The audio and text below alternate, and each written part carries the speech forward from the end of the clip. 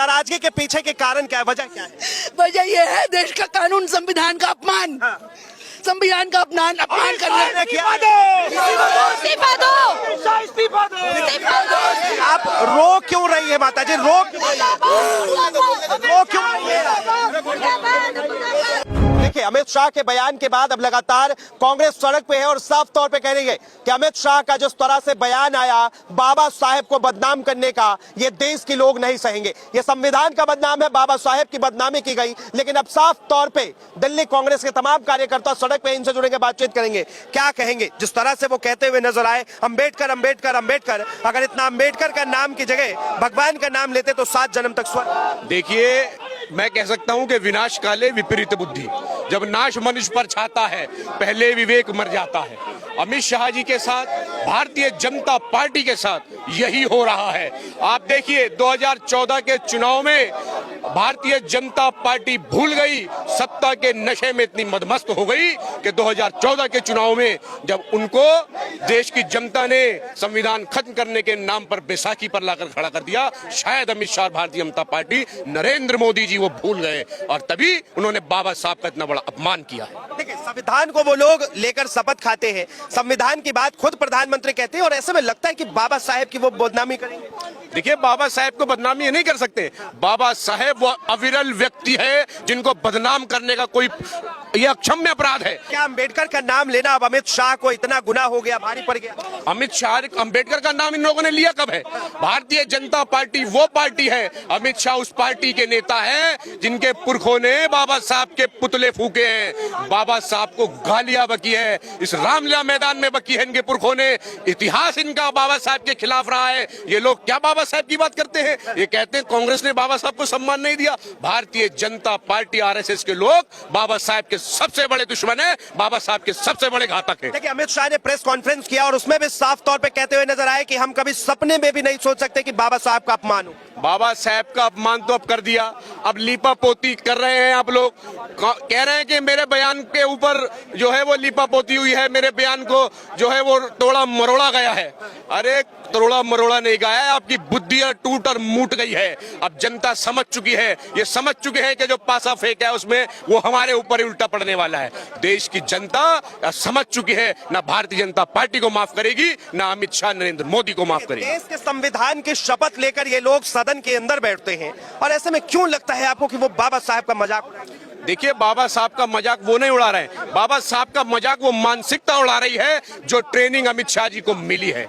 बाबा साहब का मजाक अमित शाह ने नहीं उड़ाया, उस ट्रेनिंग ने उड़ाया है जो ट्रेनिंग भाजपा के नेताओं को शुरू से मिलती आई है। कौन सी ट्रेनिंग? ये वो संघी ट्रेनिंग है जो इस देश के दलितों को कभी अपनाना नहीं चाहती। इस देश के दलित को, टाई वाला दलित भाजपा संघियों को पसंद नहीं है, सूट बूट वाला दलित भाजपा संघियों को पसंद नहीं है और इसलिए वो बाबा साहब का बार बार अपमान करते हैं। न सिर्फ बाबा साहब का अपमान करते हैं, इस देश के संविधान का अपमान करते हैं। देखिए, देश के प्रधानमंत्री ने जो है एक देश के राष्ट्रपति, दलित को राष्ट्रपति बनाया, एक आदिवासी महिला को फिर से राष्ट्रपति बनाया। आप कह रहे मान सम्मान नहीं? आप देखिए कि वो कितना सम्मान प्रधानमंत्री करते हैं, वो कुछ तस्वीरों में, चलचित्रों में नजर आता है। एक जगह राष्ट्रपति रामनाथ कोविंद, इस देश के दलित राष्ट्रपति थे, रामनाथ कोविंद हाथ जोड़ रहे हैं और मोदी जी एक तस्वीर में पीछे गर्दन करके खड़े। ये सम्मान होता है? ये सम्मान नहीं होता। दलितों का अपमान भारतीय जनता पार्टी ने किया है। कितने भी तर्क और वितर्क कर लें, उसको आप धो नहीं सकते। जो दाग आपने लगाया है उस दाग को आप धो नहीं सकते। कहा जा रहा है दलितों का और बाबा साहेब का तो अपमान जो है वो कांग्रेस शुरू से करती है।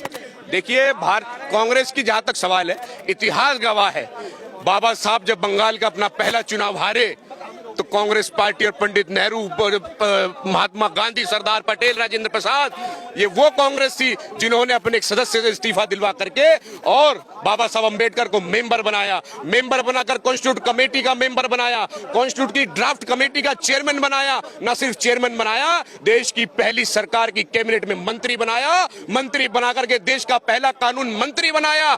ये बाबा साहब का अपमान कांग्रेस ने नहीं किया है। कांग्रेस ने बाबा साहब को सदैव सम्मान देने का काम किया है। ये भारतीय जनता पार्टी के लोगों ने, इनके पुरखों ने बाबा साहब के पुतले जला करके उस पुतलों को ना सिर्फ जलाया बल्कि रामलीला मैदान में बाबा साहब के पुतलों को गालियां बकी है इन लोगों ने। मैं फिर दोहरा रहा हूं, गालियां बकी इन लोगों ने, बड़ी जिम्मेदारी से कह रहा हूं। और ये वो लोग हैं जो बाबा साहब और दलितों को कभी भी स्वीकार नहीं कर सकते हैं, इसलिए ये मानसिकता का हम विरोध कर रहे हैं। बीजेपी को आखिर बाबा साहेब से इतनी नफरत क्यों हो सकती है? देखिए, बीजेपी को बाबा साहब से नफरत इसलिए है क्योंकि टाई और सूट बूट वाले दलित इन लोगों को पसंद नहीं है। बाबा साहब की हमेशा से लड़ाई मनुस्मृति के खिलाफ लड़ रही है। मनुस्मृति मानने वाले कभी भारत का संविधान नहीं मान सकते, और जो भारत का संविधान नहीं मान सकते वो संविधान लिखने वाले को नहीं मान सकते। पिछले 11-12 सालों से जो है देश के प्रधानमंत्री नरेंद्र मोदी है, और क्या ये देश संविधान से नहीं चला रहे हैं?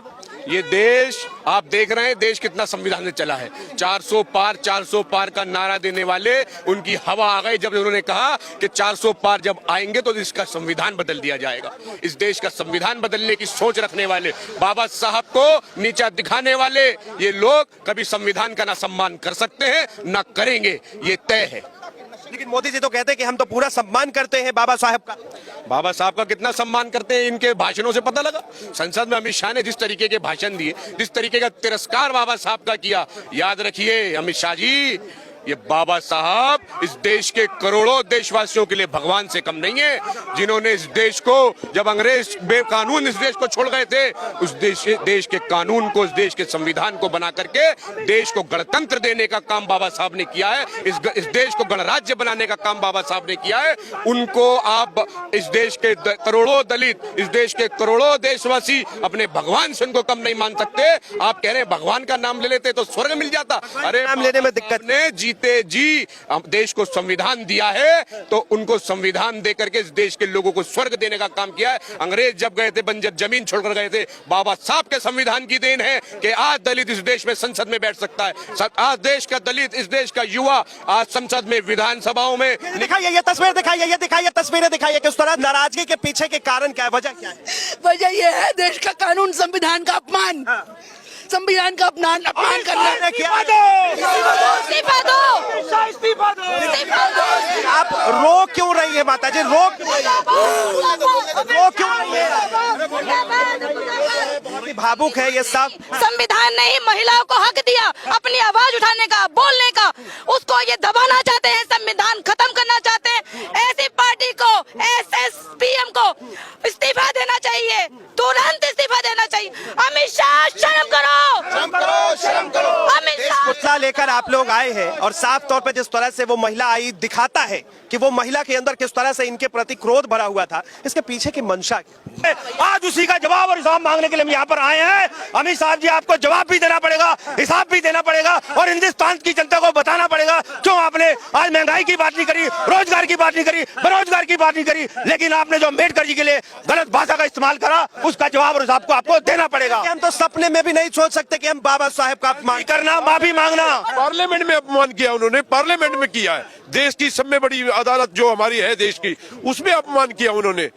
बाबा साहब का अपमान बिल्कुल नहीं सहेगा हिंदुस्तान। हिंदुस्तान नहीं सहेगा। हिंदुस्तान तस्वीर दिखाई है किस तरह एक तरफ बाबा साहब की मूर्ति पे दूध चढ़ाई जा रही है, एक इंसान के हाथ में दो तरह की बातें। एक तरफ बाबा साहब को दूध से नहलाया जा रहा है। जी, ये छोड़ दो, नरेंद्र मोदी हाय, अमित शाह इस्तीफा दो।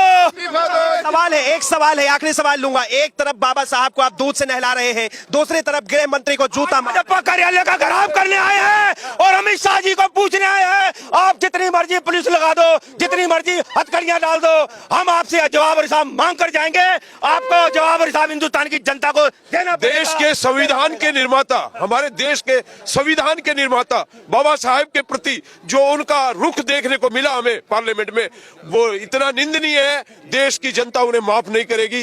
देश को गृह मंत्रालय के रूप में संभाल रहे हैं, लेकिन आज जिस प्रकार से देश की जनता में रोष है हमारे आदरणीय बाबा साहेब के प्रति, तो आज ये जनता दिखा देगी।